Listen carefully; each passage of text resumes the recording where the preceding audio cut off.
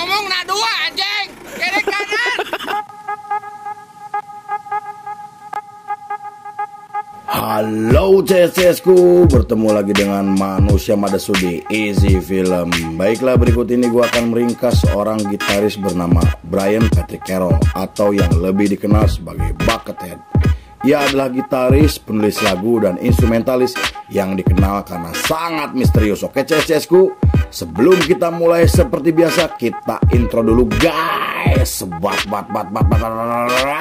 Manakah kita mencari manusia, membotakkan mata, mengosongkan jiwa. Saya kesunyian, tak lagi kau dengar. Inilah saatnya engkau melihatnya. Ikutlah bersamaku, berjalan bersamaku, dengan apa yang membara, dengan asap bermakna.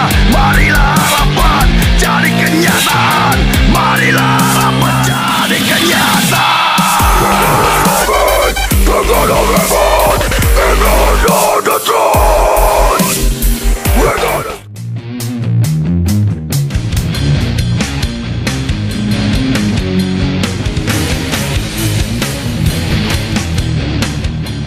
Scene dibuka oleh seorang pria bernama Brian Patrick Carroll atau yang lebih dikenal sebagai Buckethead. Ia lahir pada 13 Mei 1969 di California, Amerika dari pasangan Tom Carroll dan Nancy Carroll. Ia merupakan anak bungsu dari 5 bersaudara yang dibesarkan oleh keluarga sederhana. Ayahnya berprofesi sebagai kepala sekolah sedangkan ibunya hanya sebagai ibu rumah tangga. Sejak kecil Carroll dikenal sebagai anak introvert dan bersekolah di tempat ayahnya mengajar yang kemudian menyukai musik ketika berumur 8 tahun. Ia juga selalu menghabiskan waktu untuk belajar dan membaca buku yang membuatnya tidak memiliki banyak teman. 4 tahun kemudian ketika Carroll berusia 12 tahun, ia mulai bermain gitar karena terinspirasi dari seorang gitaris seperti Jimi Hendrix dan Eddie Van Halen. Ia juga sangat menyukai lagu Michael Jackson dan menyebut jika Chuck Berry sebagai inspirasi terbesarnya. Lalu ketika Carroll masuk ke bangku SMA, ia semakin tertarik untuk belajar bermain gitar sampai mengikuti kelas musik untuk memperluas wawasannya. Sebagai anak introvert, Carroll tidak pernah berbicara selama pelajaran bermusik karena malu dilihat oleh teman-temannya. Namun berkat dorongan dari pemilik toko musik bernama Max dan Paul Gilbert, ia akhirnya berusaha tampil percaya diri walaupun dengan menundukkan kepalanya. Menurut Max, Carroll adalah anak jenius yang memiliki bakat karena kemampuannya dalam merakit gitar efek sendiri. Walaupun saat itu permainan gitarnya tidak sehebat Jimi Hendrix, tetapi teknik permainannya sangat luar biasa.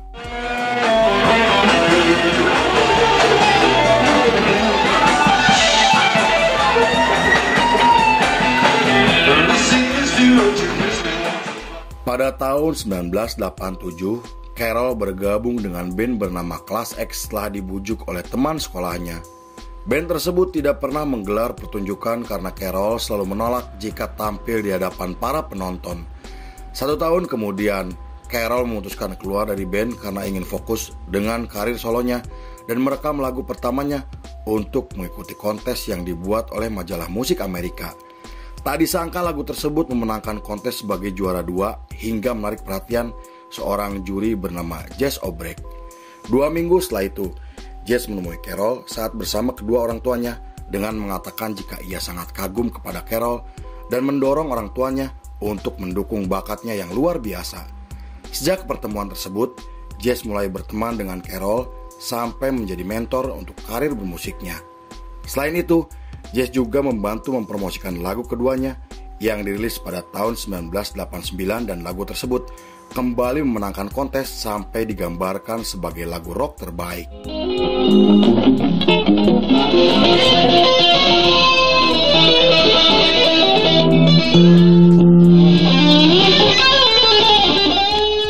Pada tahun 1991, Carroll mulai menggunakan nama Buckethead untuk menutupi identitasnya dan menggunakan topeng dengan ember KFC di kepalanya untuk mengatasi kecemasan dan rasa takut ketika tampil di atas panggung. Dengan menggunakan karakter tersebut, Carroll membentuk band dan merilis demo pertamanya yang dirilis pada tahun 1991. Kemudian nama Buckethead mulai dikenal oleh banyak orang setelah merilis album instrumental untuk pertama kalinya, dan di periode tersebut Carroll bersama bandnya mulai menggelar tur nasional yang dibiayai oleh jazz manager pribadinya. Tak hanya itu, ia juga terlibat dalam band proyek baru yang dibentuk oleh kedua teman baiknya. 1 tahun kemudian, ketika Carroll sedang berada di apartemen kecilnya, ia ditemui oleh pemilik label asal Jepang yang tertarik dengan permainan gitarnya. Ia kemudian ditawari kontrak untuk merekam 3 album solo dengan nilai jumlah yang sangat fantastis.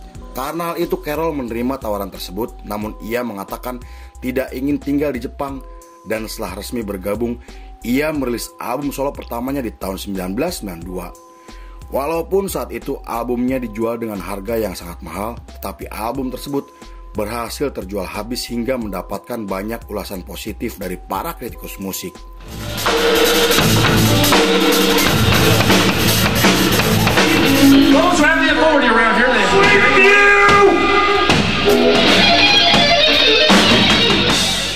Beberapa bulan kemudian, Carroll, Billy Swell, dan 3 temannya membentuk supergroup dan merilis album pertamanya yang berhasil sukses secara komersial hingga menggelar tur Amerika Utara. Album tersebut merupakan konsep yang direncanakan oleh Bill selama bertahun-tahun, karena selain menonjolkan kelebihan para personilnya, Bill juga melibatkan musisi lain yang ikut terlibat, dan salah satu musisi yang terlibat dalam proyek tersebut adalah Serj Tankian dari System of a Down. Pada tahun 1993, Carroll mulai terlibat konflik dengan pihak label karena Carroll mengabaikan rekaman yang seharusnya ia kerjakan. Saat itu ia malah sibuk dengan urusan pribadinya sampai ikut audisi untuk menjadi gitaris dari band Red Hot Chili Peppers. Masalah tersebut semakin membesar setelah Carroll merilis album terbarunya dengan menggunakan nama Dead Cube K di tahun 1994. Selain diproduksi oleh Bill temannya, album tersebut juga menampilkan karakter baru dengan topeng krom hitam yang mirip dengan tokoh Star Wars, dan konon ia menggunakan karakter tersebut karena terinspirasi dari mimpi buruknya.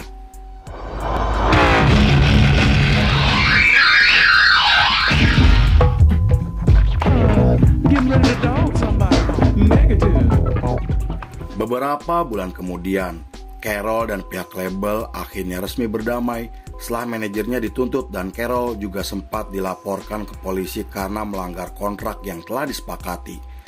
Lalu dengan kesepakatan baru, Buckethead akhirnya resmi merilis album keduanya dengan menampilkan Bill Moseley juga Iggy Pop, dan kembali sibuk dengan band proyekannya untuk mengerjakan album terbarunya. Pada tahun 1995, ia bertemu dengan Johnny Shelfrock dan Michael Shrieve ketika sedang menjalani tur bersama band proyekannya. Saat itu mereka berdua tak segan untuk mengungkapkan kekagumannya terhadap sosok Buckethead yang menurut mereka sangat luar biasa.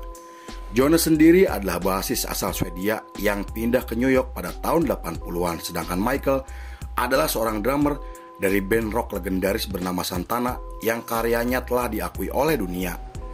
Sejak pertemuan tersebut, pertemanan mereka semakin dekat hingga terlihat sering berlatih bersama, dan saking dekatnya, mereka merilis album kolaborasi yang menjadi album paling fenomenal di tahun tersebut.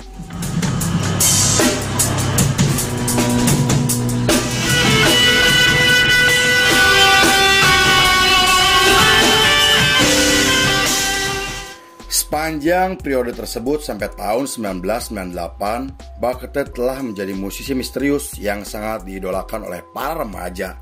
Kemudian ia terlibat dalam pembuatan instrumen untuk 2 soundtrack film dan telah merilis 2 album solo terbarunya dengan judul yang didedikasikan untuk sang ibu. Di balik sikapnya yang misterius, namun Carroll dikenal sebagai orang yang sangat menyayangi kedua orang tuanya dan selalu memberikan semua hasil pertunjukan juga albumnya, bahkan sampai memberikan rumah kepada kakak-kakaknya.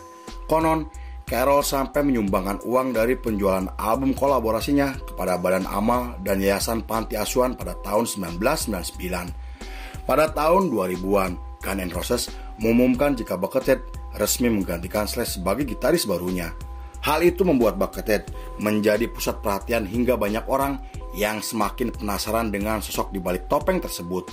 Bersama gitaris barunya, Guns N' Roses merilis album yang sempat tertunda dan menggelar tur dunia hingga tampil di festival musik tahunan. Mereka juga muncul di acara penghargaan MTV yang membuat Carroll masuk ke dalam daftar sebagai salah satu gitaris solo terbaik di dunia. Di sisi lain, Meski Carol sangat sibuk dengan Guns N' Roses, namun ia tetap konsisten untuk merekam lagu solonya. Lagu-lagu tersebut kemudian dijadikan EP juga album ke-6-nya yang dirilis pada tahun 2001, dan setelah itu ia bergabung dengan band proyek baru.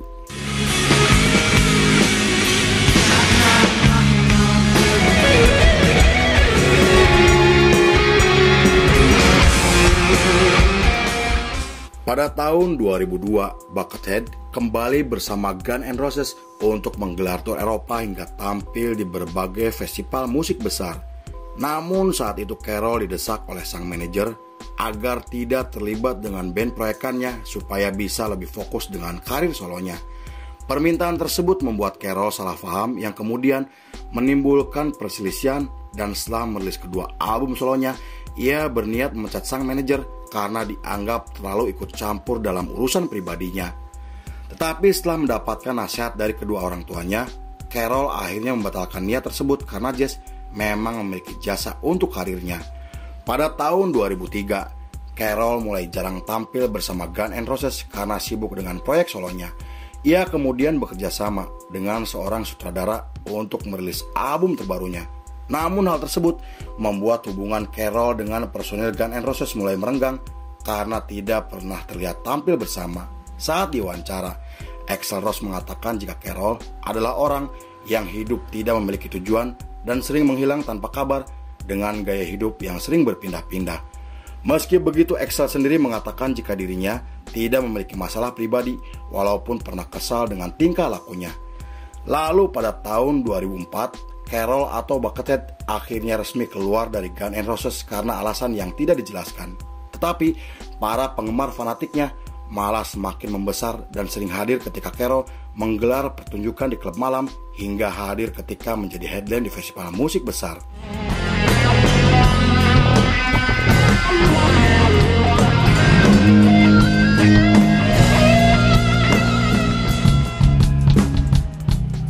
Pada tahun 2005, Carol diminta oleh Ozzy Osbourne untuk tampil bersama tanpa menggunakan kostum atau karakter Buckethead. Tetapi Carol menolak permintaan tersebut karena tidak ingin identitas aslinya diketahui, dan setelah itu ia merilis album terbarunya yang menampilkan Maximum Bob dan Serj Tankian dari System of a Down. Selain menonjolkan permainan gitarnya, album tersebut juga menampilkan satu lagu yang dijadikan soundtrack film yang sangat terkenal. Tak hanya itu, Carol juga kembali merilis dua album sekaligus yang membuatnya disebut sebagai musisi paling rajin dalam membuat karya. Bahkan salah satu lagunya muncul dalam permainan video game yang sangat terkenal pada tahun 2006. 2 tahun kemudian, tepatnya di tahun 2008, Carol bergabung dengan organisasi bernama Rock the Vote untuk mempromosikan pemilu yang akan diselenggarakan. Hal itu ia lakukan karena sebagian masyarakat Amerika tidak peduli dengan pemimpin atau presiden Amerika. 2 minggu setelah itu, Carol muncul dalam film dokumenter yang membahas tentang kehancuran industri musik bawah tanah di Amerika. Kemudian, ia menyumbangkan satu lagu untuk album kompilasi yang semua keuntungannya diberikan kepada veteran Perang Dunia Kedua dan merilis satu lagu untuk merayakan ulang tahun pemain basket idolanya.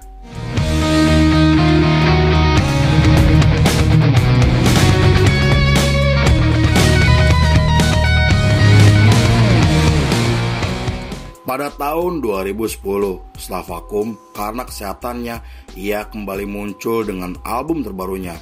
Setelah itu ia bersama band proyekannya menggelar tur yang semua tiketnya terjual habisnya dalam waktu yang singkat. Di periode tersebut, Carol mulai jenuh dengan aktivitasnya yang selalu sibuk hingga tidak bisa berkumpul bersama keluarganya. Karena hal itu ia memutuskan keluar dari band proyekannya dan membatalkan semua jadwal pertunjukan yang akan digelar pada tahun 2011. Meski begitu, Carol berencana akan merilis album setiap tahunnya karena menurutnya merupakan ritual yang sangat sakral baginya. Pada tahun 2014, Carol mendatangi studio milik Serj Tankian untuk merekam lagu-lagunya.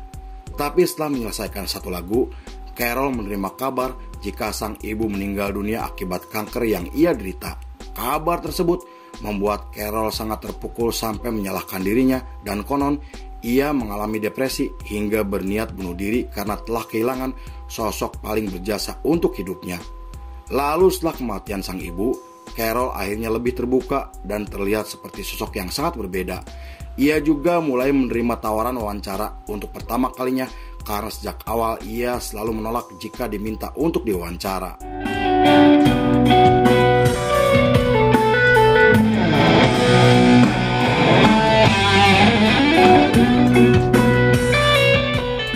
Beberapa bulan kemudian, Carol menjalani misinya untuk merilis 60 album hanya dalam waktu 1 tahun.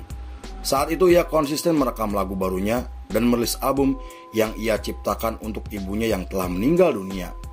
Menurut beberapa sumber, misi tersebut adalah misi paling gila sepanjang sejarah yang pernah dilakukan oleh musisi. Bahkan ketika ayahnya meninggal dunia di tahun 2015, ia kembali membuat album khusus untuk sang ayah tepat di hari ayah sedunia. Kemudian seorang jurnalis asal Amerika mengatakan jika Carol telah merilis sekitar 180 album sejak awal karirnya sebagai musisi solo dan mampu menyelesaikan ratusan lagu dalam waktu 3 hari tanpa bantuan siapapun. Karena hal itu, ia sampai dijuluki sebagai musisi paling produktif di dunia meski Carol sendiri tidak pernah mengakuinya. Pada 1 Oktober masih di tahun yang sama, Carol melanjutkan misi gilanya untuk merilis 1 album per hari selama 1 bulan dalam rangka menyambut perayaan hari Halloween. Aksi tersebut berhasil menarik perhatian dunia setelah diliput oleh media internasional hingga para musisi sangat mendukung misinya. Lalu pada tahun 2016, Carol mengumumkan jika ia akan menggelar tur setelah vakum selama 5 tahun dan sepanjang periode tersebut sampai tahun 2019, Carol telah tampil lebih dari 500 kali pertunjukan. Tetapi setelah beberapa bulan menggelar pertunjukan, identitas dan wajah aslinya akhirnya terbongkar setelah dibahas oleh para penggemar melalui media sosialnya. Sampai saat ini, Bryan Carroll atau Buckethead masih aktif dan terus konsisten untuk membuat karya terbaiknya. Selain itu, ia juga telah menerima banyak pujian kritis dari para kritikus musik karena permainan gitarnya yang sangat inovatif dan masuk dalam daftar sebagai salah satu dari 100 gitaris solo terbaik sepanjang masa. Lalu film pun selesai.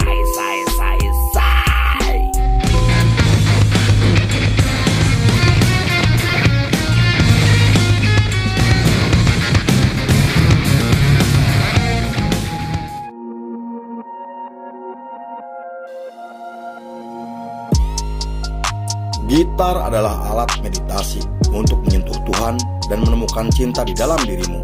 Pepe Romero. Oke CSCSku, terima kasih sudah menyaksikan ringkasan ini gak selesai. Saya beserta jajaran Berandal Malam kembali pamit undur diri. Sampai jumpa di episode berikutnya. Bye bye hampura bye CSCSku. Yeah.